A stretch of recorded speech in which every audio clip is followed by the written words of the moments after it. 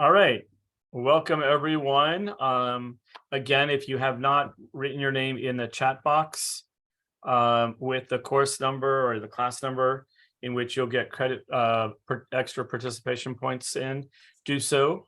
I am delighted to welcome, I guess, a fellow classmate, even though we were in different programs at the same time. Nicole graduated from the same school, same year as I did. I was in the landscape architecture program, master landscape architecture program, while Nicole was doing her master's of architecture. Although, like Ruben says, architorture at that point, right? Wasn't it? It must have been not an easy program, right? That sounds right. So Nicole, take it away.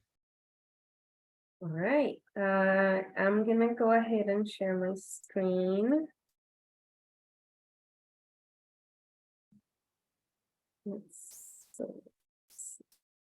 Well, since I've run PowerPoint on this end, so see if that works out. Do you guys see PowerPoint full screen? Yep. Okay, perfect. So I'm gonna go ahead and starting with giving you just a brief overview of who I am and how I got here. I know the flyer Mark sent out had a little bit of a snip on it, and I think that that does a really good job at just telling you the story of why I'm titling this lecture "Opening Your Own Path," and by that I'm just going to use myself as an example of what my path has been in architectural practice, and that has not necessarily been one that's, let's say, the prescribed way that one may think as a student. So that being said, I'm going to start by talking about follow your instinct and be stubborn about it. So my background is I was born and raised in Puerto Rico, and I started my architectural studies in the Universidad de Puerto Rico, which was a 4-year program, Bachelor's of Environmental Science. And that led into getting a 2-year degree as a master's that could get you into a professional architectural degree, but it was not a full bachelor's in architecture. That being said, I quickly learned while being there that there was no better way of learning than learning by doing. And the best opportunity I had in my undergrad to learn by doing was to engage with this competition of the solar decathlon. That was the 3rd time only that the University of Puerto Rico was participating, and it gave us the opportunity to design a house from the beginning all the way out into construction and actually putting it together in the National Mall in Washington, D.C. That did not come easy because we were shipping everything from the island through boats, getting it to Washington, D.C. So it was a complicated effort, and some of the team actually worked on it during several years and became our core studios. And what's interesting about this is that by the time I was reaching graduation time, I had to make the decision of whether or not I wanted to go with the team or I wanted to just like keep going with grad school. I actually ended up taking a year hiatus between my undergrad and my grad school, did internships in architectural offices in Puerto Rico, and that allowed me to have some more flexibility the semester where the actual competition was happening in Washington, D.C., and being able to get there and help with the assembly all the way to the end. So from that and learning by doing, I also knew that there was only so much architecture I could learn about being in an island. And I wanted to then pursue my grad school somewhere else, not in Puerto Rico. And I, being the overachiever I am, applied to many schools in the US, but none of them accepted me. When I got the rejection letters and my only option at that point was staying in Puerto Rico, I was very stubborn. I was like, I am not gonna do the grad program here because I need to learn different perspectives. I need to see other types of architecture, and I'm just gonna keep going. If it cannot happen this year, it will happen some other time. So it ended up happening at USC, and I did not have to wait because I ended up applying. They had extended the application deadline. I ended up applying and getting a scholarship. So ended up moving all the way from the little island of Puerto Rico to Los Angeles, California. And here in the third floor is where I used to hang out with Mark and the guys. As part of the program at USC, same mindset of trying to learn and absorb everything and anything I could. Here on the left is one example of a pinup review with my very first design project at the grad program, which was a hotel in downtown. This will come back later, we'll circle back. And then I also took advantage of travel abroad, so that again, the same mindset of architecture is not just one language, it's not just one type of problem solving. The more you see, the more you learn, and the more you create your own perspective and as to how to solve the problems of solving for the built environment.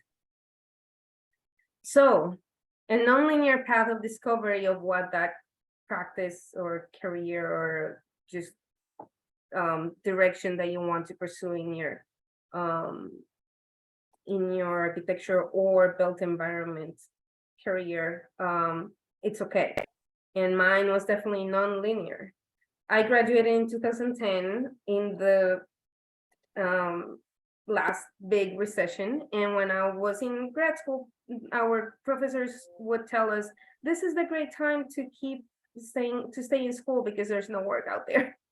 So what that meant was that my first couple of years in practice were pretty rocky, and I would not be able to stay in a firm for long enough because they would run out of projects and not have fee to keep me on board. So these first couple of projects are from different offices during that period of time. So the first one here from Swiftly office, a small firm.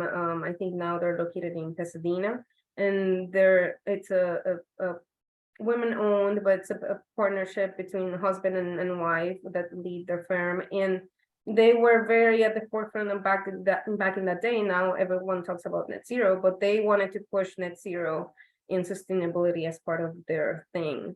So let's see if I can hide this somewhere else. I don't think I can. So this competition was actually part of the LAUSD. It was an open call from LAUSD to create prototypes that could be built as kit of parts and replace all the trailers that the LAUSD had as classrooms. So it was very interesting to just put together the competition material to really have fun with diagrammatically explaining all these kit of parts, and also showing how the facade and also the uses of the buildings in terms of how many classrooms versus assembly areas could end up being and last but not least, like the sustainability aspects of it and how we wanted to keep it as passive, ventilation as passive as possible. Next, another small firm. One of the very few times I was just given the free reins to be like, design something, and without having my bosses leading the effort, was this remodel of single family residence. So there was not necessarily much program remodel inside the residence. It was more like a fresh facade look, but ended up one of my many options ended up being what got built. So that was very exciting. And then moving on to another firm, Rivers and Christian. This firm is focused on the aviation industry. And in the aviation industry, every possible scale within airport work. So in that sense, it was fun to work in different scale projects, but it was it felt a little bit compromised early in my career to say I'm just gonna do airport work for the rest of my life. Having said that, I did get to learn a lot while I was there. I worked in these 3 stores at the Tibet terminal, the international terminal. I think the iStore may not exist anymore because the 7-Eleven ended up extending and took over the iStore. But that's what comes with retail, right? There's only so much time that retail can live if there's no profit. So there's a quick turnaround, and that's also part of us not getting too married to our projects, that sometimes projects also need to evolve. Aviation, but larger scale. This is a private jet terminal for the airport of San Diego. And in this case, Rivers and Christian was in the role of architect of record, working with a separate firm that was a design firm. And here in the left, you can see the main check-in building, but this was actually a whole development composed of the main building, a secondary office building, and 5 hangars for private jet planes. On the right-hand side, you can see a photo of what it looked like finished the day of the opening party. And last but not least, with Rivers and Christian, even though they were mostly aviation, somehow I was lucky enough that the one project they grabbed that was not aviation, they assigned me to. And this was a tenant improvement, which means it's interior architectural work, and it was it's in an existing building in Santa Monica. It used to be 3, it was a full floor separated in 3 suites, and we merged them into 1. Also lucky enough, they let me go with my early on space plans and design concepts, but I unfortunately did not get to stay in the project until construction administration, only because a really good opportunity came about, and I figured, well, I never want to stop adding to my bag of tools, and this opportunity that's coming along seems to really promise that I'm going to be able to learn more about architecture in every sense, so that I'm not only an architect of, let's say, paper, but I also know how things get put together all the way to the end. So this firm area, it's an interior architecture firm. And again, it's similar to what I was describing before, interior architecture, as in everything from the facade of the building inwards. It's much more than interior design, because it does have to do with all the construction inside the building itself, as well as mechanical coordination, et cetera, et cetera. And first thing I was tasked at was, let's work on presentation material. I had not worked on rendering since probably I was in grad school, so that was a good exercise to just like get the rust out of me and get my feet there. And as I kept going, then I got the opportunity to work on a project from the very concept until the construction administration. So on the left, this is actually finished. There's touch-ups in the photo, but it's actually the finished product, a very high-end office in Century City for investors. All ceilings were real wood veneer. There was real stone on the floors, very, very high-end. There was not a piece here that was off the shelf, not millwork, not the desk. Everything was custom. More shots of that. Again, everything was custom. We coordinated the desks, the millwork, how all of the power gets into every single location. There was not an inch in this space that was not thought out. So being an area really taught me to pay attention to the detail, and that detail actually matters.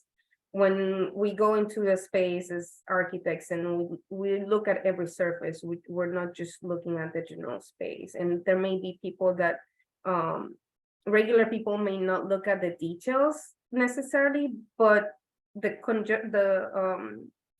the collection of the details, it's actually what makes their experience one that's worth having. Last project I'll show from area was an adaptive reuse of a warehouse building into office space. So this was also a little bit different for the type of work that area used to do, which was mostly offices inside high-rise buildings. And I jumped at the opportunity of being able to be on this team. I was like, yes, I want to be in it. Don't change me. And sometimes I have to be very loud at saying, like, I want to stay with this project. This is what I'm passionate about. So let me stay here. And in this case, on the left-hand side, you can see some of the photos during construction. Yes, as you can see, the interior of the warehouse is pretty dingy, but I think it came out really good in comparison. All of the second floor was new, a new structure. So that was also an interesting exercise of understanding that we had to let the warehouse shell be completely separate than this new floor that we were adding, and how to coordinate that structurally. On the plans, just as a general, first floor was half of it manufacturing area, but the rest was office space and the public areas, and then the second floor was mostly all the workstations as well as the private offices. Finished photos of what that looks like. The entryway and reception desk, the stairs going up to the second floor where most of the manufacturing used to be, and a very clever integration of artwork everywhere. These people, we were working for the owners of Jonathan Lewis, this furniture company. So they do design furniture, which means, yes, it may be furniture that it's not super high-end, that's sold at Macy's, etc. But they had an eye for designing, which they appreciated the fact that we were wanting to make their space creative and fun. In more of that fun, all of the colors splash in terms of the artwork, hanging sculptures, the furniture. So with the exception of the columns, we kept the interior architecture pretty stark, so that all of those art moments and furniture moments could stand out. And in terms of the exterior of the existing building, all we did was improve all the landscape. The existing loading deck for the warehouse was converted into a platform for outdoor lunch, and there were super graphics developed. I developed these super graphics so that they could be painted on and give some different identity, not look like a blank warehouse building anymore. So when opportunity knocks, make sure you answer.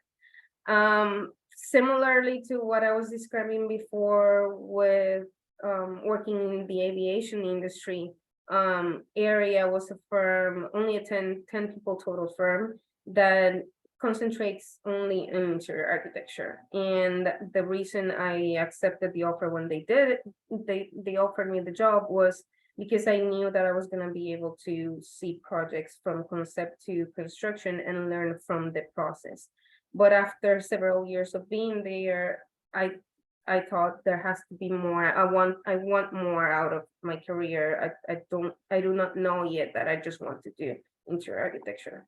So then the opportunity to came to HKS happened, and I had given up on getting hired at HKS because they did a couple of interviews quickly, one after the other, and they seemed really excited about it, but then they took 8 months to call me back and actually make me the final offer. When they did, they were lucky enough that I had not just gone on a plane and moved to a different city. And they told me, guess what, you're gonna be working in the hospitality sector. When I interviewed, I had no idea where they were gonna place me, because they were interviewing me for the fact that I had my architecture background and my interiors architecture background in my practice, and both of those, they were looking at both of those. So I thought they're probably gonna place me in the interior sector. but instead they placed me in hospitality. And with my first project being a project in collaboration with Gehry Partners. First tower, first hotel, first collaboration with a star architect firm, and all of that in downtown LA. Remember my first hotel project in this in design school? I ended up getting a hotel built in downtown LA, so very exciting. Um, if any of you don't know, this is across the street from the Walt Disney Concert Hall, so it's the only place in the world where there's a building from Frank Gehry in front of another development from Frank Gehry. Like I briefly mentioned before, we work only on the hotel, so this is a mixed-use project. The podium levels have amenities for both of the towers, as well as back of house areas. Then the high tower is a residential tower that was fully developed by Gehry Partners as the design architect and architect of record with an interior designer.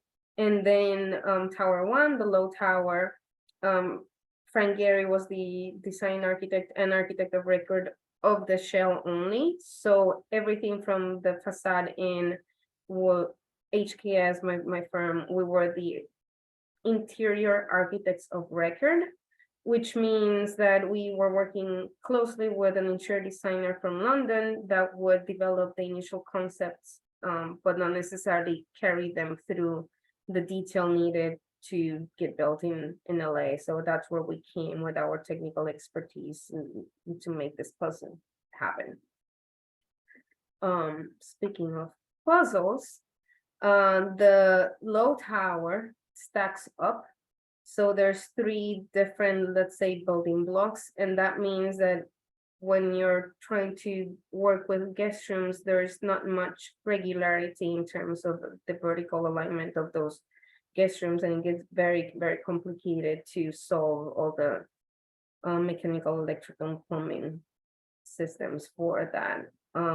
These are design models from Gehry Partners that we had a chance to see. You can see my coworker here for scale. These are very intricate and very fun. And then some of these are the initial renders from the interior designer Bernard and Partners for the different areas of the hotel. So for the typical king guest room, renders, plan, and elevations. Their concept and material palette was inspired in this like freshness and airiness that they thought LA is about. So while it was very lush in terms of textures, it was the colors were also a very natural like color palette. In the corridors of the guest room, same palette was carried through. Some of these changed quite a bit during design and also after construction, because when you're working on a hotel, you're designing for a specific brand. And we started working with the brand of Equinox Hotels. And after the project was already in construction, we were in the middle of the pandemic. The developer had to make some decisions in terms of just money at that point, and it seemed to be a better deal to go with a different brand. So now this is branded as a Conrad, which is a luxury line of the Hilton hotels. The ballroom, the actual final ballroom looks very close to what these renders are, which is very nice. The spa, again, the materiality very, very soft in light wood tones, a very, very luxury space. I wish I can afford to go get a treatment at this spa at some point. And then the level 10, which is, let's say, the rooftop, but not really the rooftop, is the base, the top of the podium right before all the guest rooms start. These are some of the interior images for those renders, but hopefully some of you, the ones old enough to go get a drink, can go get a drink at the bar now. It looks very, very, very close to what you see here. And then the last but not least, the exterior deck at the same level, level 10, it opens up to the pool, and then it has a different concept for another restaurant outdoors, in which even though we're the interior architects of record, we actually did end up coordinating anything that had to do with this pool terrace, which is now branded as the restaurant Agua Viva. So a little bit of that complexity, like I mentioned before. So you can see the colors. All of these were different room types, and there were very few room types that were identical to one another, which means we had to draw and coordinate each of those separately. So even though we had 6 room types, and by that I mean king, double, loft suite, junior suite, 1-bed suite, presidential suite, we had to draw 69 variations of that. And the fact that we were working Revit, and we're actually able to use our Revit design model to coordinate with the contractors in BIM and in 3D Clash, that actually ended up helping a lot. But this is just to say that this is a little bit of what comes with working with very interesting, intricate shapes, when the shapes don't necessarily account for something that needs as much criteria as a guest room, right? It's a very different thing to design a very cool shelf for a space that's going to be a museum or a gathering space, because there's more flexibility with how to plan the interior space. Construction photos on the top left. This was when the hotel tower was going up prior to the topping out a little bit of it after it was almost fully cladded. And then photos of the progress of the interior. All of these are on level 10, the public area. So again, public area on level 10 has the lobby for the hotel, and also all the restaurants, which are from Jose Andres. The little bit of the construction of the exterior restaurant, and all of the intricate tile work that went in there. All these windows look into the kitchen, so this is meant to be a show kitchen, as in you're having your dinner and you're able to see people preparing food for you indoors. And then progress photos from construction of all of those guest rooms. As you can see, not much really changed from the color palettes on the renderings to what ended up being built. And last but not least, these are some photos of right before opening the hotel. So you can still see some of the caution tapes and hanging out. This is part of the first week of training. So you can see there's already stuff on top of the bar, and they were training all the employees of the hotel and the restaurants at this point. So one of my previous bosses, Steve Rivers from Rivers and Christian, used to say, you are only as good as your last job. And by that, he meant a couple things. One of them is, and the most important, is a client is only going to hire you again if you've done a really good job in your last job, because that's what they're going to have as a reference, especially for repeat clients, which is very important for all of us to be able to keep getting paid, is to establish relationships with clients to become repeat clients. But also, if you're good in your last job, that internally within whichever firm you're working on, or even if you're a sole practitioner, that will propel you to even do better on your next one, and also to open up opportunities that are just as good, if not better, more challenging than the previous one. So that means they actually like me in the hospitality sector, HKS, and I didn't get kicked out. I spent 4 years and a half working on the project I just showed you. until the end of construction administration, and then ended up working on two fun and also challenging projects in hospitality. So these are on the boards as in we are getting started on them either in schematic design or design development at this point. But the first one, the Hearst Building Hotel Adaptive Reuse, it's actually a historic building in San Francisco, which used to be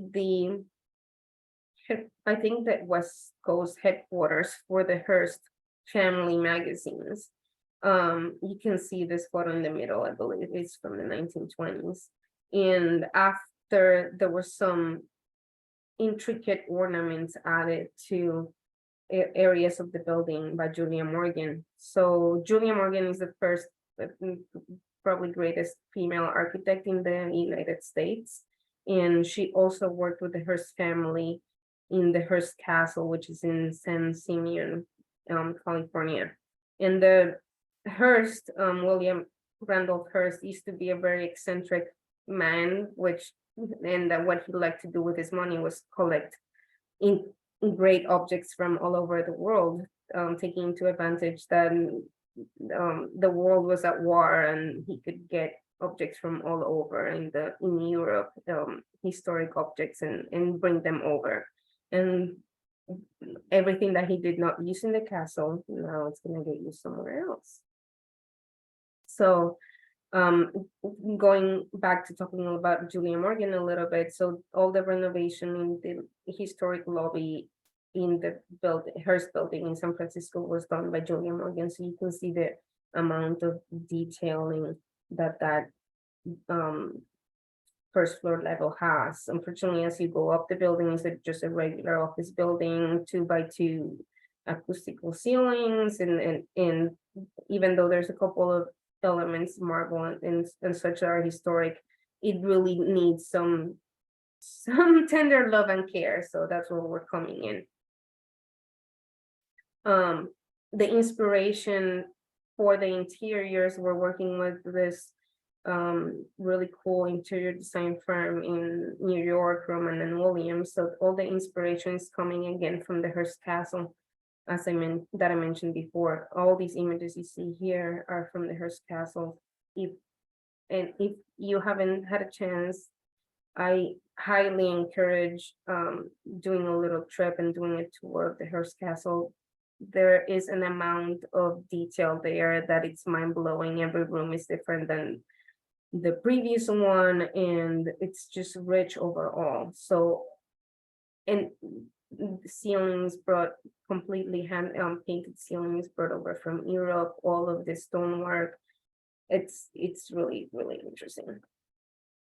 And like I kind of started hinting at before, there are many of those artifacts that were bought back in the day by Hearst that have not been used and are sitting in storage crates in warehouses, I believe somewhere in New York. So now the plan is to bring in some of those artifacts and have them add to the character of the hotel. Second project now that I'm now involved in, still even at an earlier phase than the Hearst, is Scottsdale Plaza Resort in Paradise Valley, Arizona. The challenging part about this is, as you see, it's a pretty big resort. As I'm hovering over, that's the existing resort as it is. Very different from, let's say, urban hotels, which are somewhere between 100 something to 300 keys of guest rooms, and that's kind of what I've been exposed to. So now we're working with the developer to revamp this existing hotel and also divide it into two different brands. So this is our conceptual space plan, looking at the main entry. So if I go back here, this half of the site, it's basically what is in front of the main road, the Scottsdale Road. So what we're looking at is how to bring all the new program that they want into that front, let's say front in this case, of the site. And by that kind of give new energy to the hotel and also help organize the path, vehicular path as you go into the resort and understand how to go to the resort on the right or the resort on the left, which are gonna be different experiences. So with the right being a little bit more young and hip and now called Little Sister as a placeholder, and then the one on the left a little bit more luxurious and temporarily called Big Sister. So all the new program we're adding, there's one building with 36 guest rooms here, which is part of Big Sister. We're working with this traffic circle as an organizer, and we plan for this moment to be pretty special, have the signage for the hotels and perhaps a sculpture, and that access kind of guides you in, and from there you can distribute. There's 3 restaurants that will be open to the hotel and also meant to be used by the people of Paradise Valley on the lower left. The existing building, which is currently the check-in, will now be only the check-in for the Little Sister. Revamped pool and guest rooms opening directly to the pool, called now Cabana Guest Rooms, because you can hang out right in front of the guest room before jumping on the pool. Then going back to Big Sister, the check-in pavilion, it's right in the middle. So if you're going in with your car, you can drop it off here. Your valet will pick it up from you, and you can check in there and then distribute, get on a golf cart, and they'll take you to your room.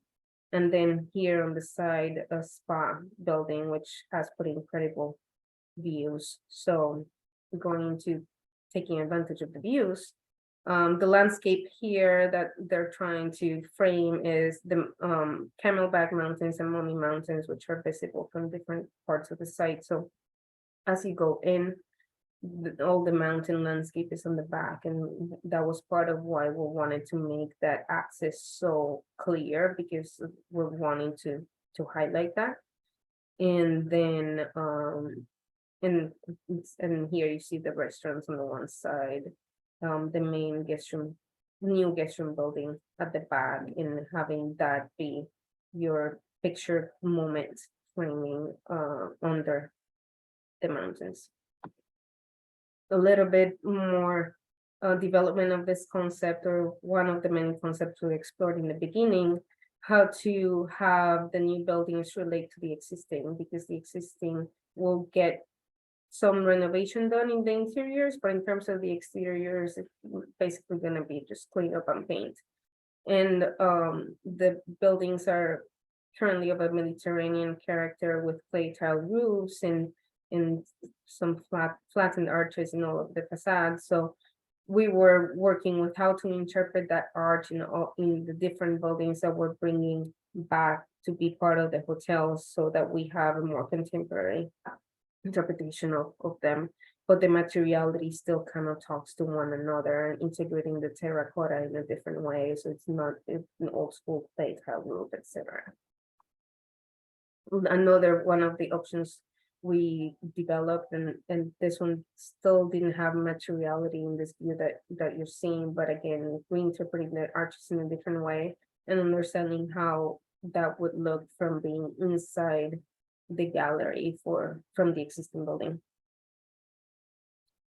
The spa, how to develop that same arch language, but slightly different, because the spa wants to be a building that's affiliated to the hotel, but that that has an identity of its own, and how to create this, what the client loves calling an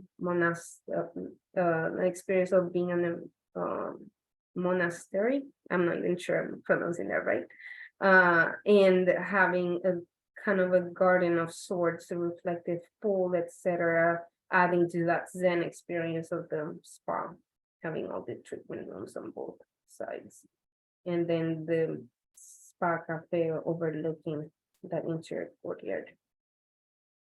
And then last but not least, the restaurants are the, let's say, the only piece that it's currently not wanting to borrow any of the arch language from the hotel, because the client does want for the restaurant to have its own identity.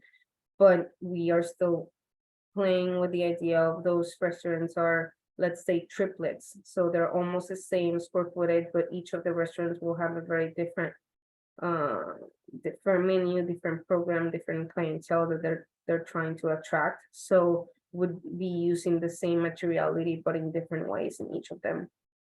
And then the one at the corner wants also to take advantage of the views. So the spa pool up here and the restaurant get views to another set of mountains.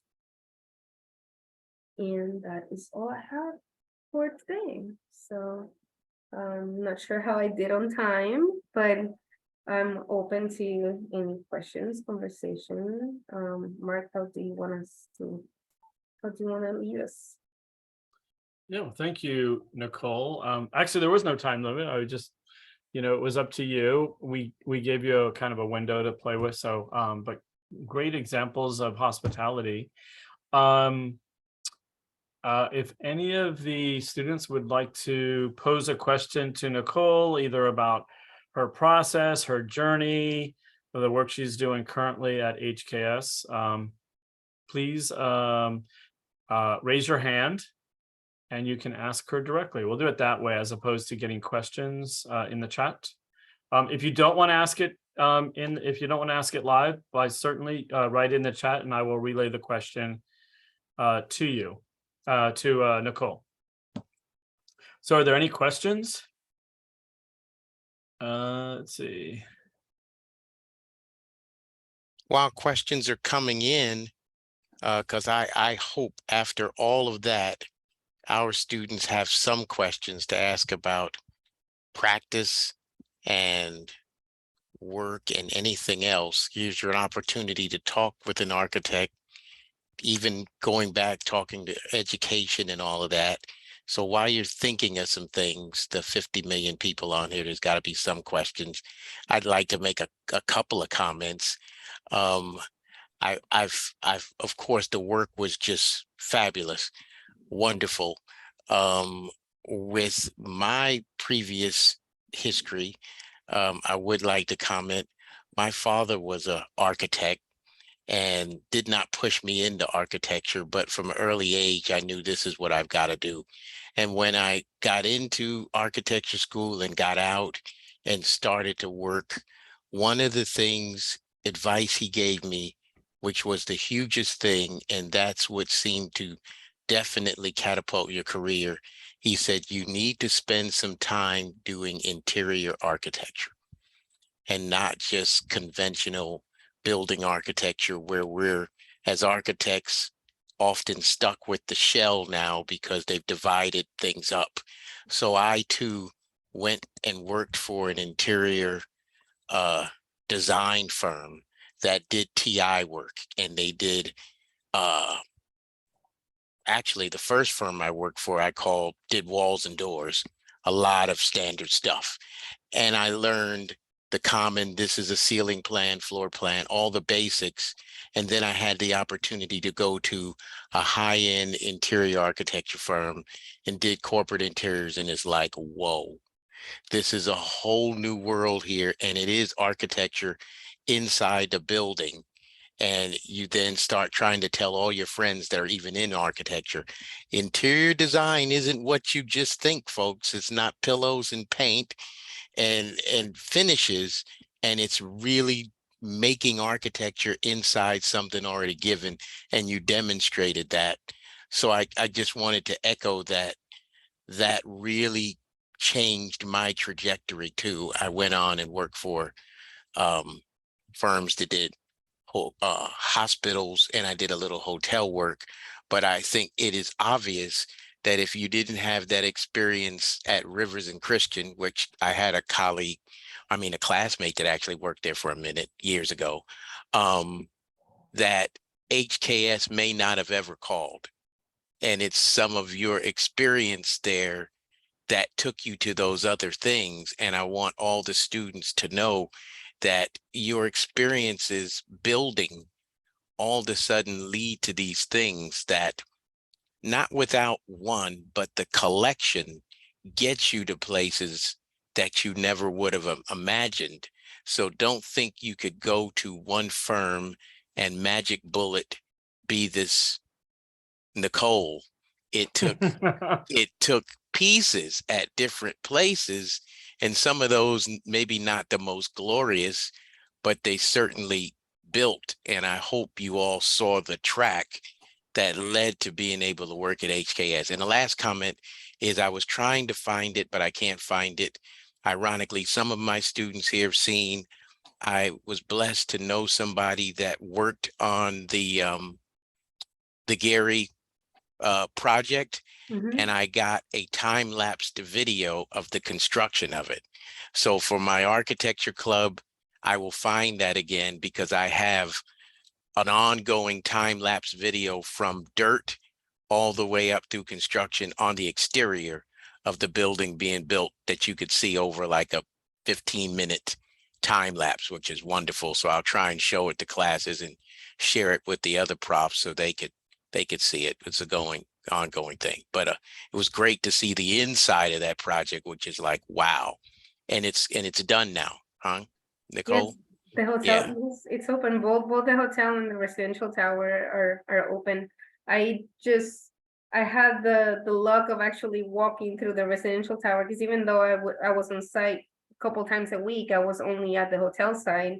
But I just got a tour of some of the areas in the residential tower as well. So yes, it's all open. Great. Very exciting. Okay. I'll let Mark lead question and answer. Great. I'm going to start off. Let me start off with a question. It's pointed to your Hearst building, the Hearst building project. How challenge? Well, is HKS the lead on the Hearst building? HKS is the architect, and we're working with the interior designers, Roman and Williams. And to what extent do you have to go through? I'm assuming San Francisco's Historic Preservation Board on every move you make, right? So Yes. how challenging is that? Because a lot of times the people that sit on those boards are there for nostalgic reasons and not necessarily for architectural or understanding the profession reasons. And I'm sure you came across situations where something had to be sacrificed or replaced in order for a current building code to occur. Did you experience? I mean, give us one scenario where it was really challenging. I will answer this saying, I know it will be very challenging, and we're preparing for that, because I've been working on the project for only a few months now. Okay, gotcha. But we do know that it's going to be very challenging to get approvals from all because it has to go to a federal level, so it's not only a state level. Secretary of Interior Standards. Yes, so Yeah. so it has to. We're planning to have the meeting in a couple of weeks. We're in Sacramento, first meeting, to get, like, let's say, like a pre-approval before it goes to a federal review, and hopefully gets back to us with some clearances on what we're trying to do. And we're taking the design development type of, and mostly presentation type of drawings, just to illustrate what we want to do before getting too far into the project, because we're touching the facade as well. It's not only interior renovation and seismic retrofit, because even though all of that is also happening, anything that gets touched on the facade, it's very important for them to look at. And even things that are visible from the exterior into the public areas of the ground floor. Right. Our historical consultant is advising us to be careful about what we do, right? Because we're bringing these ideas of reusing the artifacts from the Hearst Castle in the way that those things can be done. We have to be careful about not, let's say, rebuilding something that's fake historic, Right, because right, that right, is not looked at well by all of the reviewers. right. So what gets to be brought in, we have to be make sure that the way it's integrated with the architecture, it's clear that it's added as an art piece or as an ornament, as opposed to trying to recreate a fake historic. Right. Are these specialists in-house, or are you working with an outside consulting firm who specializes in preservation? Outside consulting firm Yeah. that specializes in that, and that's local in San Francisco, so have been exposed to other projects in the area. Okay, great. Megan, you have a question. Unmute yourself. Hi, Nicole. I really love your style, and I think you have an exceptional taste. Congratulations on having such an awesome career. Thank you. I was wondering, as I've been taking classes and I'm a design assistant currently, creativity wise, how do your designs are so beautiful and so unique. What inspires you in your designs, and how do you make such clear decisions in your designs? There will be several answers to this. And the first one, I'm gonna be like, hate to break it to you, but design is a very small percentage of architecture. Yeah.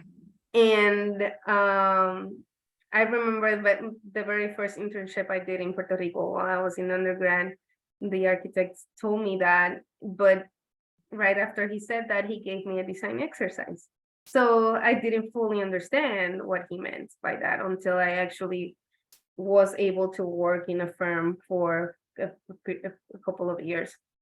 And by that, I mean that we are solving problems constantly and consistently, but the design aspect, or the major big design direction, comes early on in the project. And then the rest of the development of the project is towards making sure that the original design intent does not get diluted into actually making it buildable. So that's, and then the other part is problem solving and doing technical detailing. In my mind, it's also design. Thank you. And all of that is to also as a preliminary response to the fact that not everything I showed, I was in the design team, but everything I showed, I was in the team in some way or another. And I was excited to be in the team because everyone I was collaborating with, and the designers were coming with great ideas. And I was happy to then help them achieve the technical aspects of the design so that they could get built. And then the third is design does not happen in silos. Even though we are trained in school to design by ourselves, if you have a chance to design in a group setting, take it. I had chances of designing in teams in some of my studios. And the first example was the competition in my undergrad for the solar decathlon. The house that got built ended up being a development of the concept I worked on, but I didn't work on the concept by myself. I worked with two other people. And what that does is when you create a dialogue, then the design gets richer and richer, because one can be working on something by yourself. And you always, even if you're designing by yourself, it's good to go to your classmate and be like, what do you think about this? Do you think this works? Like, is this actually like portraying the concept I have for the design? Do you see it in what I have here? Like, that dialogue is actually what makes design rich. So, and then I guess this is the third part. And then the last but not least is design needs to respond to a program, a need, a user. The clearer that you have all of that, also the richer that the design can be. because it was a very different project, the warehouse remodel for Jonathan Lewis, that adaptive reuse, and knowing that the client had that creative mindset, that they were open to integrate art as much as possible and do it in colorful ways, that was very different than working for clients that were private investors and their taste was very much more serious, and then the material palette had to respond to that. So that's all to say that we're better designers if we don't let our ego take over and we listen to the people that we're designing for. Thank you. That was a great answer. Great. Hey, Nicole, a question came up. The Hearst project, is it currently a hotel, or is it being adaptive reused to a hotel? Adaptive reuse to a hotel. It's Okay. currently an office building and it's still in operations as an office building. I just wanted to make sure that was what was happening to it. There was a question in the chat about why it had to go to the federal level, and I explained that it's a nationally designated or federally designated property that needs both local and federal review. Yes. So the building is deemed historic already. So any type of work that we do into it goes through major scrutiny, as opposed to just remodeling the building at the corner that was built 10 years ago. Right. All right. Okay. There's one more question in the chat that comes from Elizabeth. She was asking, is there something you would recommend we work on while in school? Like, is there something? So Elizabeth has a undergrad degree, and she's working towards developing her portfolio for a graduate degree. Do you recommend her working on something specifically, or focusing on something specifically, so that she has, I guess, a transition into that program? And then how should she focus her work while she's in the program? That's two questions in one. So the first one, Yeah, of course. Yeah, the first one, undergrad to graduate school. The way I like to think about developing portfolio is showing diversity, as much diversity as you can.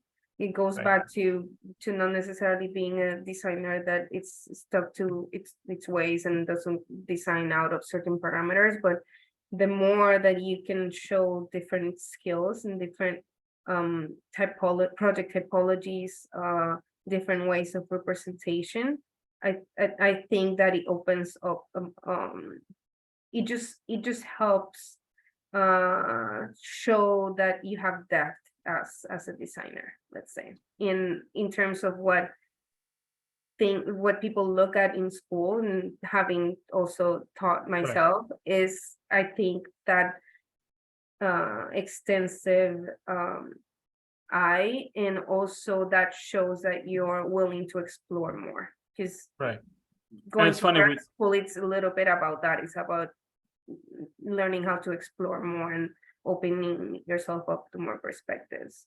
Yeah, and it's funny, when we talk to all our students, whether they're going after an undergrad or a grad degree, we say that don't just focus on architecture in your portfolio. Yes, that's going to be the anchor and the foundation. But if you have an art background, if you have a photography background, fashion, graphic design, let that come through and make sure. And I just had this discussion with a student who's in a similar situation. I said, make sure that above everything else, your portfolio shows your personality. Absolutely. Yeah. Absolutely. My portfolio going into grad school was, I think, showing a little bit of the fact that I came from that last generation that changed from analog to working Digital. mostly on the computer. So there was a lot of overlays on my portfolio of hand sketches and actually printed in vellum over what the real project ended up being, and there was artwork shown there. So I'm glad that you reminded me of that. And then by the time I graduated and created a portfolio to look for jobs, I also thought this has to show my personality. So the cover of the portfolio was bright yellow. And it's like, I've never considered myself an architect that only designs in black and white and gray as the third color, Yeah. right? So there was a lot of color use in the portfolio, but I thought that I did it in a tasteful way. Or if someone may think that it was not a tasteful way, I was happy with it because it showed who I was. Yeah. Yeah. So the second part was, while she's in school, and this is probably for anybody actually, while in school, is there I know this is sort of an open-ended question, but is there an approach or something they should keep an eye out for as they're moving through the program in terms of, the information they're trying to retain or skills they're trying to retain, so that they can further show a wide kind of diversity in their project. So like you were doing 2 years of architecture, did the program itself give you a wide breadth of projects that could, did it happen automatically, or did you really have to think it through and make sure that you got what you wanted out of the program? It was a little bit of both, but I think I had to do a lot of strategic thinking that at the time I may not have realized I was doing. It was a little bit instinctive and subconscious. But it was a 2-year program, but we had the opportunity of doing the graduate certificates in one of the other fields, in the landscape architecture program or the building science, etc. So I chose to do most of my electives in the building science program, because the building science program did look at a little bit of technical aspects of the building that were not necessarily touched in detail within studios, right? That was one thing that I kind of strategically decided to do. Then the other one was, I knew that Revit was a tool that was at that time becoming more and more used in architectural practice. And even though we were not using it for designing studios, again, there was an elective to learn Revit. So I took the elective to learn Revit. Then Major move that was, wasn't it? And then in terms of the design studios, at the time, USC was still, I don't know what the grad school looks like now, but I think at that time they were trying to bring all of these kind of like fresh energy of professors for the design studios that had very conceptual out there ways of thinking. And so I did take one studio that was about designing this building with robots, and we were thinking about how this robot that we were actually kind of designing the operation of the robot would create a building, and it was all scripted parametrically. And I knew that doing that class was pushing me out of my comfort zone, and I did it for that reason.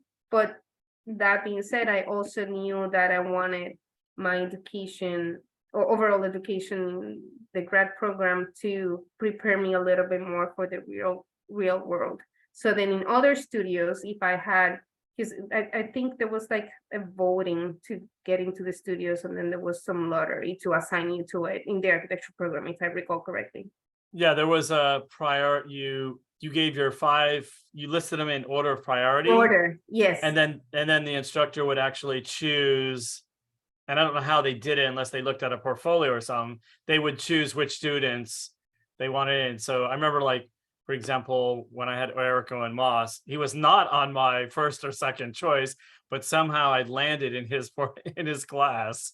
So like we only had so much agency to select, but even if we were being fooled to think that we had agency, I tried to use it in my advantage, so that each of my design studios, knowing that there were only 4, looked at something completely different. Yeah. So one of them looked at urban design and master planning. The other one looked at robotics. The other one looked at building social, let's say social work building, because it was located in Compton, and the program was a very kind of like social driven Oriented, type yeah. of program. So, and then the other one was the hotel. So they were all as far from each other as they could be. Okay, that's good advice. Carla, you had your hand up at one time. Do you still have a question? Carla Bonilla? Oh, I did, but it was answered along the way. Oh, okay, great. Great. How about some other folks? Any other questions? Sounds like Nicole is a wealth of knowledge, so take advantage of it now. She can help guide your, especially those that are just starting out. We have a huge cohort that's starting this semester. We kind of doubled our size, or doubled what we expected. And so there's some really good talent here. So any of the first year students certainly ask questions of Nicole in terms of helping you get set up for that transition to a 5-year program. So anybody? I may pick someone. I know who I'm going to pick. I'll pick Mari. Mari, are you there? Mariana? Okay, she stepped away. Pick Andrew. I have a question. Oh, great. Hello.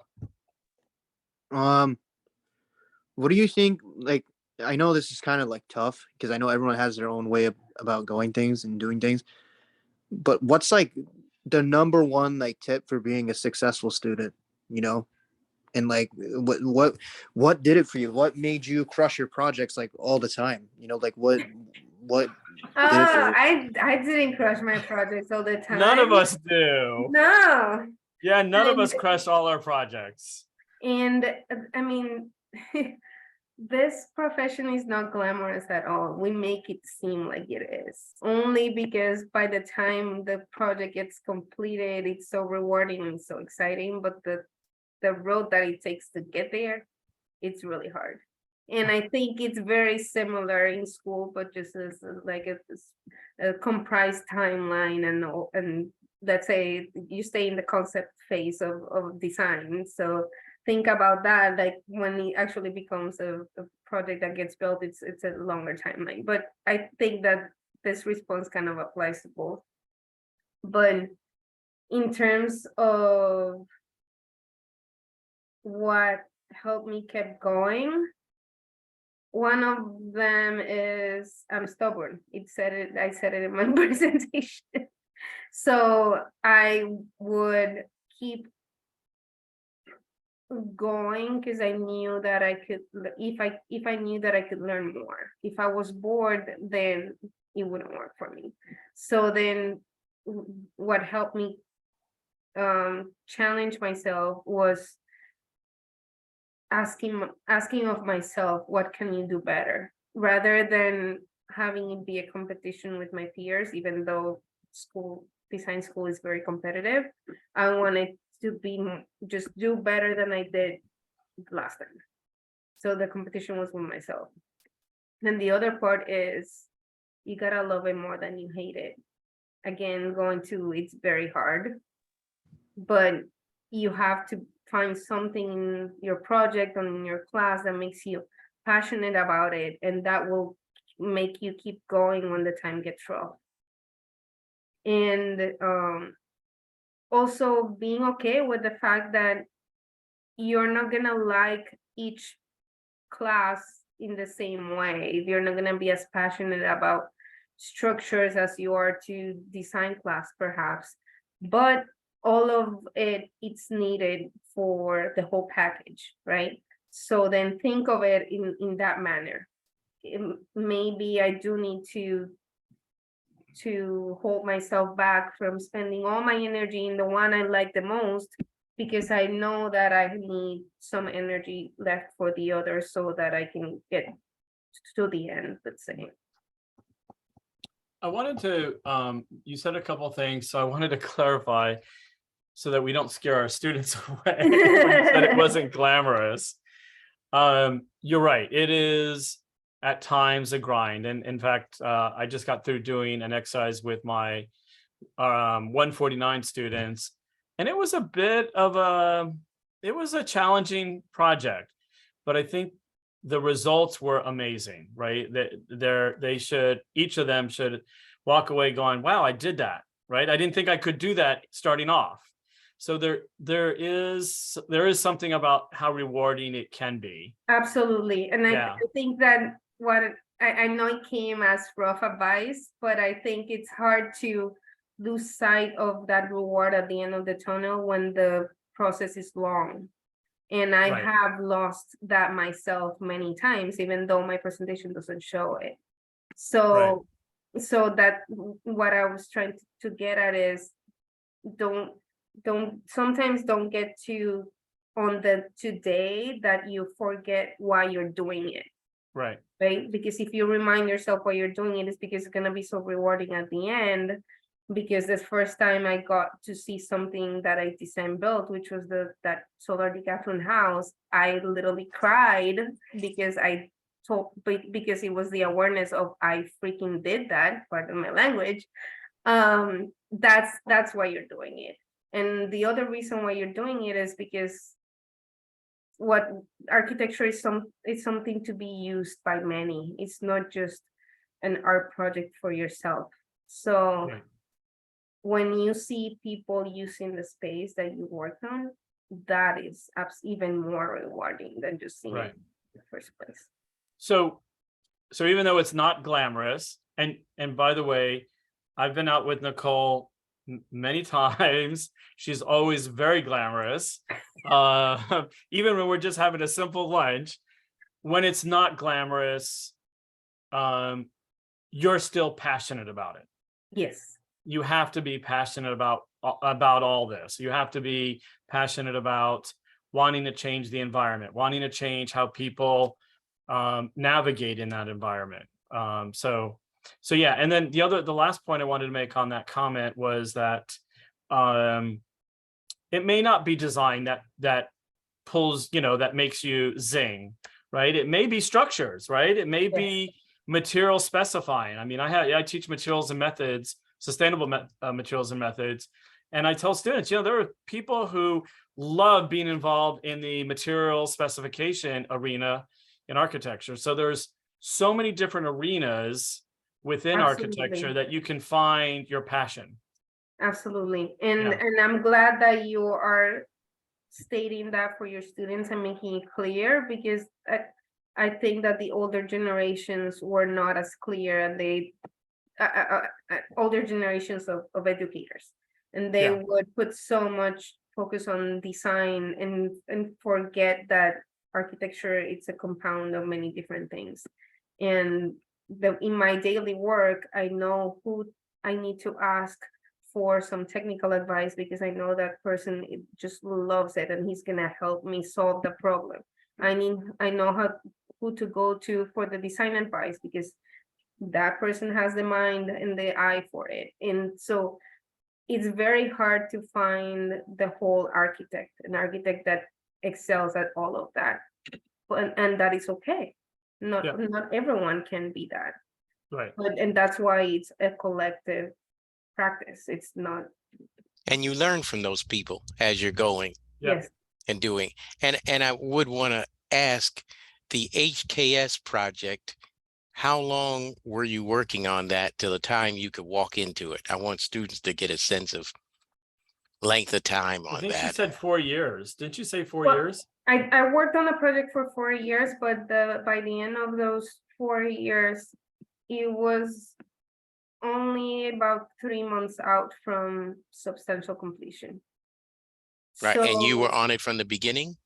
and I was on it it started late 2017, and I started in it in April 2018.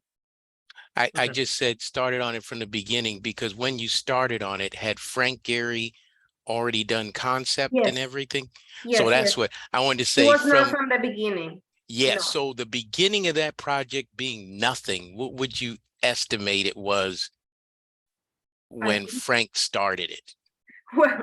Well, there have been 2 different designs for that project.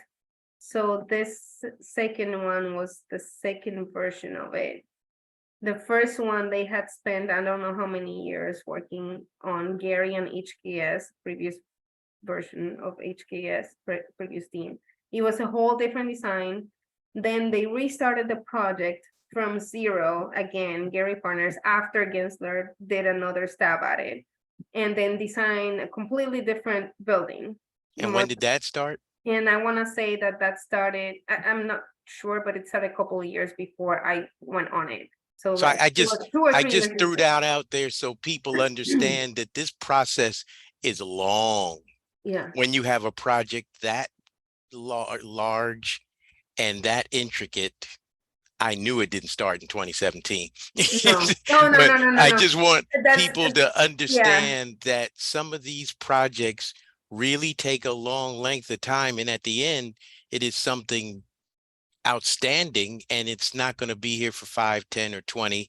It might be here for 100 or longer years. Yeah. But we're saying that to say there are going to be projects that you might not see from beginning to end, but you Mhm. gather things and understand it, and you might be at beginning, middle, or end. Sometimes you have the opportunity to be on it longer, but like Nicole is saying, it's your passion through it and what you're getting through them. But no, the larger scale ones, you may not see to the end or have started at the beginning.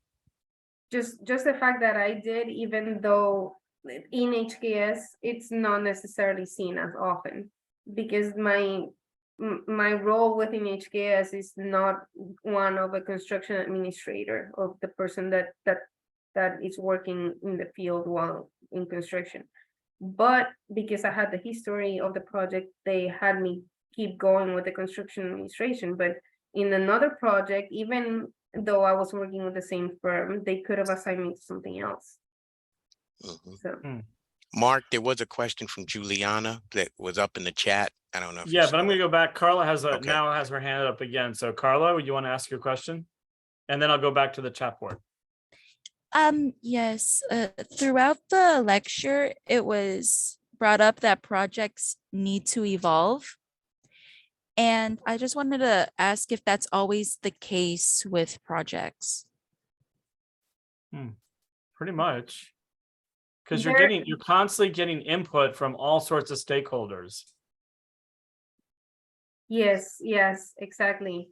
So, and by stakeholders, it's the client, is the city you're building it, It's the community. it's so many different people that can opine on your project and can drive the design in a different way. So in that sense, your design is going to be powerful if you learn how to creatively respond to those problems.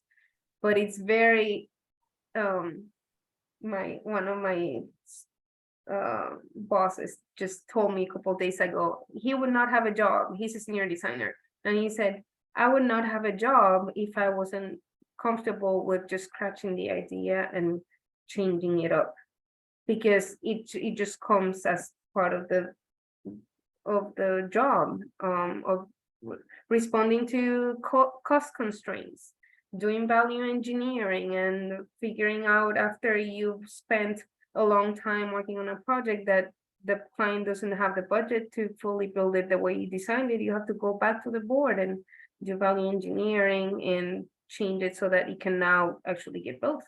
Or by the time you get to putting in a finish, it's discontinued, and now you've got to spec something else because Or how it's about 3 when- years later. And How about when codes change? Yeah, like Oh. zoning, planning, and building and safety, those could change, Yes, exactly. So, yeah. Change is the only constant. Okay. Carla, did we answer your question? Yes, thank you. Okay, great. Let's see.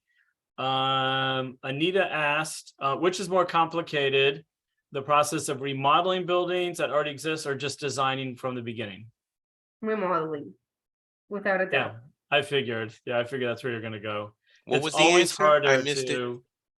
but it's always harder to insert a design to an existing building Okay. than to start from scratch. And sometimes it can be more rewarding too, because you know that the problem that you started with was even harder, Yeah. right? You had to start with certain criteria, as opposed to starting with a blank piece of paper, and then the criteria is there because it's coming from the client and the stakeholders, but you have more flexibility to try to educate them and change their mind, unless it's the building code that you really have to follow. But when it's something existing, there are those set of parameters that really force you to creatively solve. Yeah. Juliana asks, is there a technique that you recommend us to take with us in the future, or that will prepare oneself education in the process? Juliana, do you want to maybe unmute yourself, maybe ask the question? This is Juliana Venezuela. Yeah, I was just asking if she has any techniques that we can take to, or like consider. For Consider- Like, just in like general in the study of architecture. I'm gonna go back to keep adding to your bag of tools, which Yeah. I mentioned before. It's hard to just say one, because everything you learn in the process, it may come in handy at a later time and you just don't know of it. So if there's one thing that you can keep, is being as open in as much of a sponge as possible to try to learn from every experience, every dialogue with your classmates, every class that you take, because all of that may come in handy at a later time. That even goes towards even something as simple as just moving outside your comfort zone when it comes to a design process or a model making, even coming down to materials. Like, force yourself to say, you know what, I'm not going to use the typical materials that, chipboard, foam core, and so forth. I'm really going to push the envelope. I'm going to start exploring with materials that you would never think, that would be helpful in the design process. Even sketching, I know for a lot of students starting out, unless they come from, a background where they're constantly drawing in high school, sketching could be a real struggle. And so you almost have to force yourself and just put pencil to paper on a regular basis and just sketch what you see. It doesn't matter if it's pretty. It doesn't matter if it makes sense to others, as long as you are getting that kind of that skill building in the process. And I Yes. would add the board that Mark and whomever has developed in studio that has that plethora of different architects on it. Look at that board and look at the diverse architects and start to look at their work, the different work that they're doing. Because when you start looking at the same thing, and sadly, we're in LA and it's not as architecturally charming as you would imagine if you went to some other places in the world. And so starting to look at what these other architects are doing, you would start to see the different materiality that Mark is speaking of, the different styles, the different colors. You want to talk about colors like Nicole talked about. Look at Legareta in Mexico and stuff, and see, Barragán. but you see bold colors like, whoa, I didn't know you could do that on a building. But I'm just saying, when you look at the different architects and things they do, and then go back to what Mark said and say, wow, I really gravitate to this, but I don't do things like that. How can I start to design a building like if I was him or her?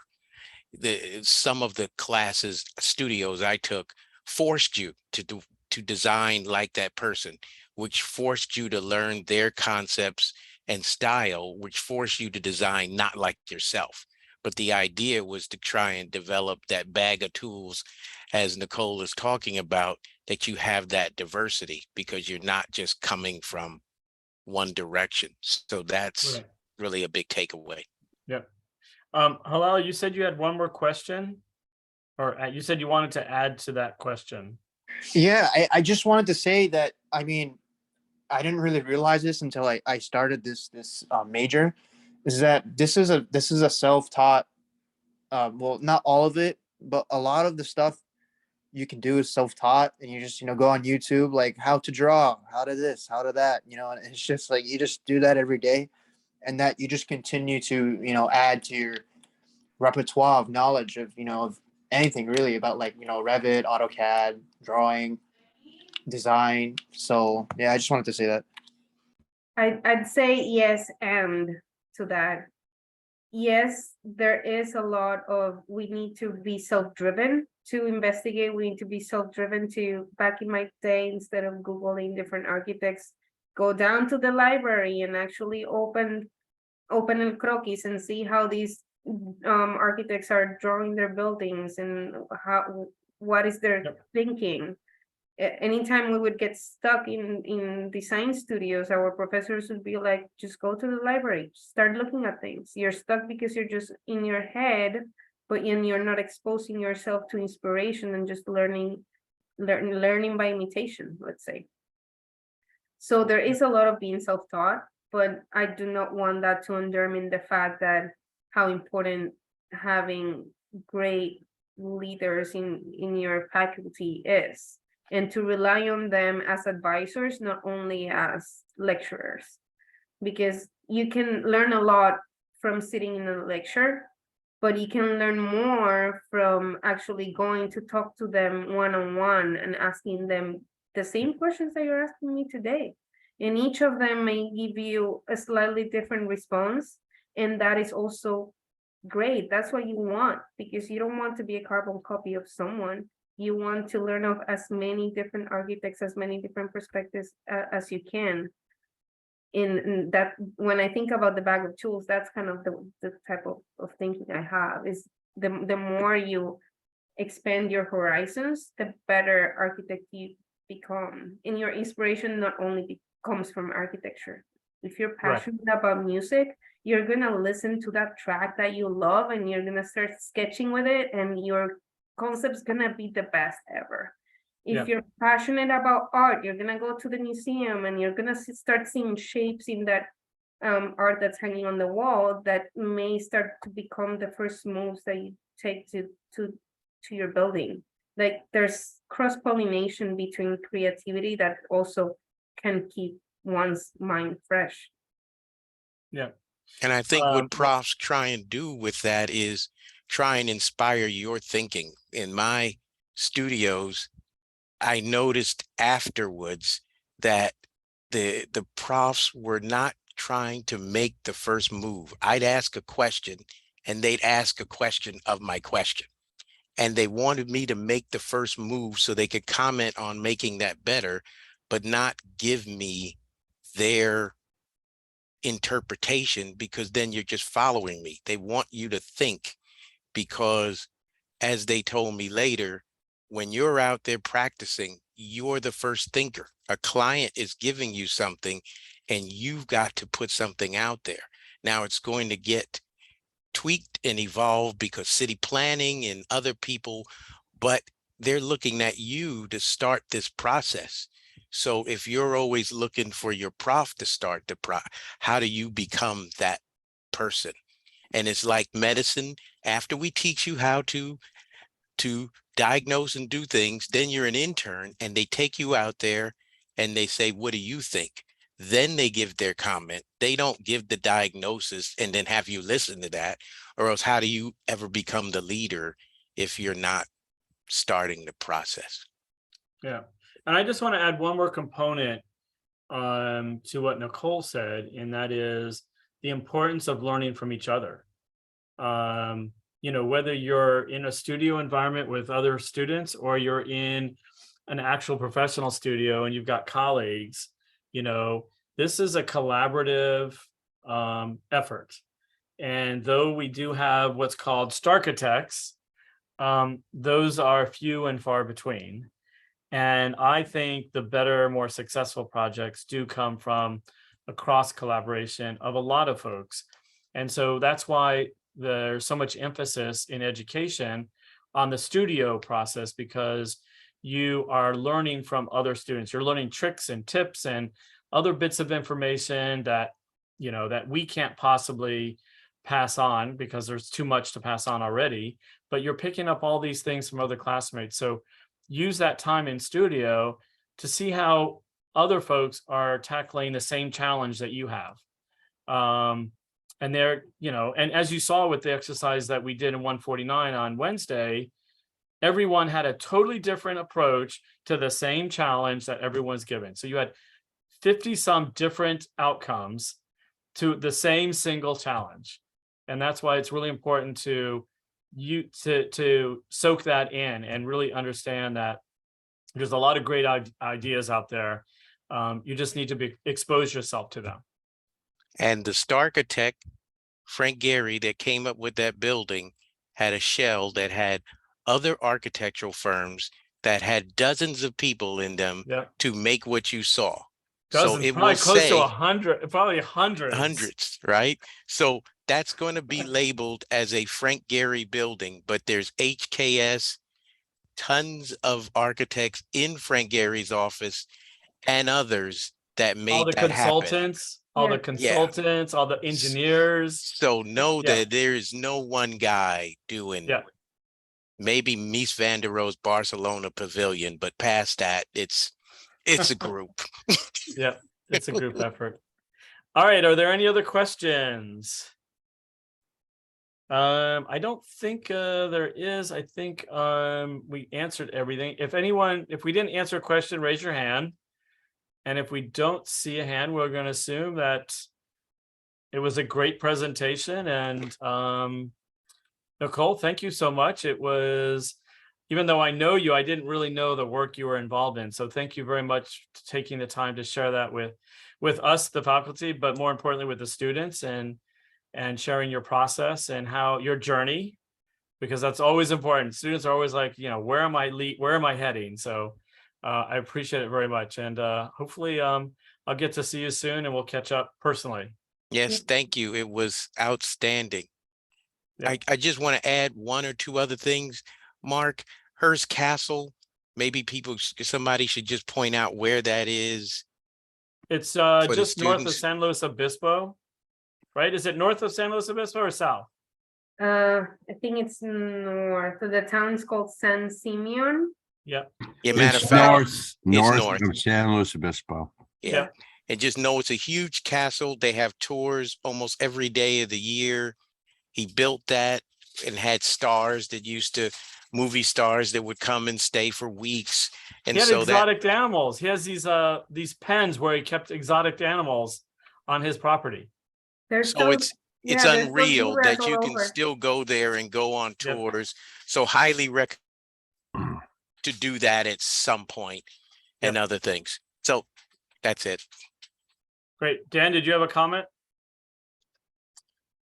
Of course I do. Nicole, thank you very much. It was an amazing presentation of your work. And as great as it was to see all the things that you've contributed to, thank you for what you left with our students. I think that your words, particularly the toolbox and the opportunity knocking, and your last job, the next one's got to be better, all these things, and ultimately just passion, because you do have to love what you do. You're going to hate moments, but there's more moments that are amazing. And at the end of your journey of each project, not the journey, end of the project, it's a sweet moment. It is. So thank you You're welcome. for all your words tonight and for sharing your time with us. It was Oh, great. and I did want to add one thing that's funny, because I am a USC grad from an even ancienter time. And for students to look at that building and see it's 3 stories, when I was there, it was 2 stories. Yeah, it And wasn't there when I got my undergrad either, but it was there when I went for back and got my graduate, grad. right? So Yeah. it was designed initially to one day have a 3rd story. That's how it was able to be put up there. It structurally could hold it, but it finally got built in whatever that the 2000s. And actually the grad students were put in that, right? Yeah, That's the where grad students were upstairs. they in the used to third. be in Harris Hall, way at the far end of Harris Hall, in a different space. So as the program grew, and there was also things like the digital printing and all of that that got added, it was beautiful to see that added gallery space, as well as when I was there, the library expansion that went out with the cool clear story skylights and things that wasn't there, but I understand Graham Moreland designed that expansion, and Graham only retired like a year or two ago, believe it or not. I'm sure you guys knew him, and he was there before I got there, and I started in 82. So, so it shows you how long, but at any rate, just to say, even that building expanded and evolved Right. over time. Yep. But thanks. All right. Well, with that, again, thank you so much, Nicole. And students, if you have any last minute question you think of after we depart, certainly pass them on to me via Pronto, and I will see if I can get answers from Nicole. So, all right. Thank you, Nicole. Thanks, Nicole. Yeah. Thank you, Mark. Thank you, Ruben. And thanks to all of our great students. You guys are amazing. Just do your work and I'll see you next week. All right. See you all later. Have a good night, everyone. All right. Bye-bye.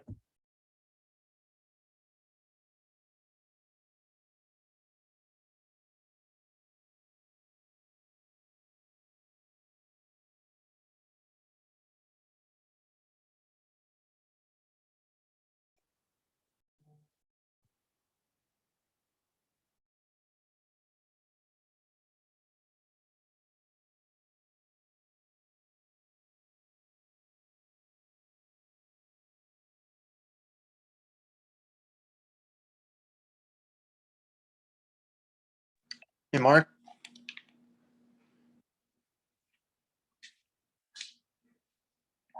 I'll call you back. Okay. Hello. Give me a minute. Sure. Yeah.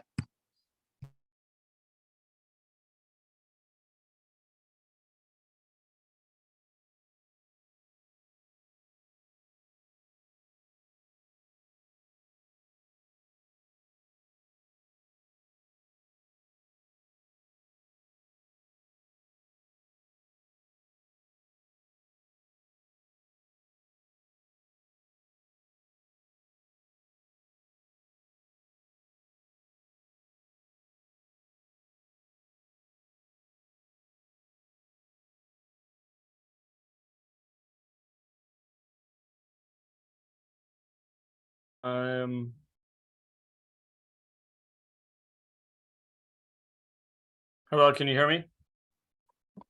Yeah, I can hear you. I just wanted to chat with you briefly. I haven't been in class for the past 2 days. I've been very sick. My whole family is sick. So I just been trying my best to, do the assignments. However, I did exercise 6. I turned it in this morning. And I'm not sure if I did it correctly. So because I asked a classmate, kind of like what was the next step, and then I just did it based on my understanding. So if you could take a look at that, or if it's already in there. So I did that, and then I have to do a resubmission for, I forget, was it? Let's see. I gotta find it. Hello. Let me stop you there. So, I'm you let me know in advance. I realized you weren't well, and so I will work with you in whatever capacity to get you caught up. So I guess my point is, don't stress about it. When I see Okay. you on Monday, let's go through stuff. Okay. I'll carve out some time so I can sit down with you and answer any questions. And based on what I've seen in the past, I'm not overly worried, to be honest with you. Okay. with your work. So just don't stress about it right now. And let's touch base when you're totally recovered and I see you on Monday. Okay. Hopefully I'm good by Monday. You know, I mean, I hope so, because I mean I've been having a fever. It's on and off, like, you know, during the day, like it goes away and then it comes back at night, and it's just Yeah, it's even more reason not to stress about this. It's not, Yeah. when it comes to your health, that's a priority. So we'd rather you get well, recover, and then we'll get you caught up. one more I'm sorry, one more question. I know you just said don't stress about it, but I know there's one more part to this project. Is you It's part 2, yes. you're gonna drop that into Canvas and then Yep. okay. Yeah, we just reviewed it. And then I had to get some clarification from David. So as soon as I'm able to kind of lay that out, I will do so. And there's a little demo or a little model of it, sort of the first draft of it at the studio. So maybe I'll get that and take a picture of it, and also have that as part of the assignment portal. Okay. All right. right. I'll take a look at that as soon as it gets dropped in. And that's supposed to be finished by Monday, right? That part. Yeah, it's again, it's the first draft of it. So yeah, you should be fine. But again, don't stress about this if you're still not feeling well. If you have a fever, you need to chill. Yeah. Literally. Yeah, Literally, figuratively and literally. no, it's just I'm that type of person. I just don't like falling behind, and I mean it's I should be able to do it. It's just I just have to hurry and finish it during the day, because when the night comes, that's when my head starts to, you know. Yeah. Temperature Well, starts. again, remember I said you know, at a certain point you just have to let things go and understand that, you know, your enthusiasm and motivation comes through, so that will take you far. All right. All right. All right. All right. Yeah. So Well, get better. Same goes for 171. Okay. Just Okay. do what you can, but don't stress about it. I know your stuff, just like Mark said. So the main thing is get well so you can perform and we can beat up, you know. So we can beat you up. Yeah. Completely, yeah. And we're prepared for that. So just know that. Okay. All All right. right. All right. See you later. Thanks. Be Good night. well. Be well. Thank you. Good night. Yeah. So Wow, she was amazing. It's parts of her heart to hear her words, not for language, just the way she enunciates, but certainly it was wonderful for our students, you know. yeah, I agree. So, man, that's it's hard to believe what that one person could be part of, but it's good that the closure of that was that, you know, you have a lot of people responsible involved. to make it Well, happen. I didn't want her to I didn't want to leave on the note that it's not glamorous. Ah, that could you be know, interpreted- I'm glad you responded to that. Yeah, I didn't. A lot of people are in it only because of that, and certainly it's not, but it's fun. There's a fun part, and if you don't know the fun right. part, It's less and about her words are really good. And it's so funny because she says that, and she literally, I've never seen her, I rarely see her dressed down. She's always Yeah, so, I could see that, Yeah. man. Yeah, she's the classic, you know, I don't know if Latina. Latina is the right word. She is, Yeah. but she looks like she dresses the part. That's who she is. It's not some act. Yeah, and she does love color, so that didn't surprise me either. I love that. I love that she said that, because some of our guys love it. God, how come I'm not thinking? Oh, it's Gerardo. Yeah. Oh, of course, of course. All right. Well, I'm gonna run because I haven't eaten yet. Hey, so I me need to either. get So I'm gonna something. go do it. Heidi's fixing food right now. Oh, I'll be right over then. You know what? We gotta start. We're gonna change this soon, okay? And we can do that. All right. All Hey, right. see ya. I'm gonna be at the lab tomorrow, and I'll see you around. I'll see you. I'll pop in tomorrow. All right. Thank Okay, you, ciao. Mark. Bye. See ya.